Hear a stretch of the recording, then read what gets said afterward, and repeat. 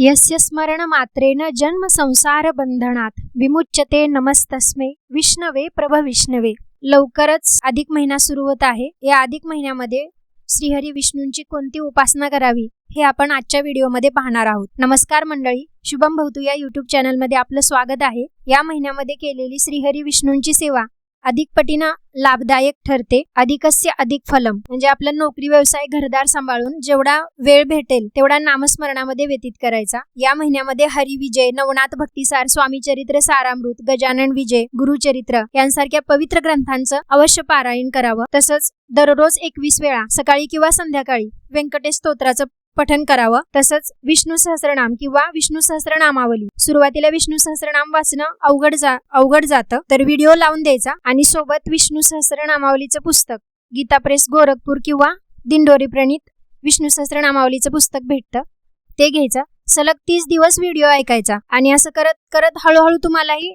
म्हणजे अगदी स्पष्ट उच्चारासहित विष्णू सहस्त्रनाम वाचायला येतं। आणि जर संकल्पयुक्त करणार असाल म्हणजे तुमचं स्पीड योग्य असेल, सवय असेल, तर एक सलग 12 दिवस 12 वेळा विष्णू सहस्त्रनामाचा या महिन्यामध्ये अवश्य पाठ करावा। आणि या महिन्याचं महात्म्य सांगणारा एक ग्रंथ आहे अधिक मास महात्म्य म्हणून, त्यातील रोज एक अध्याय वाचायचा।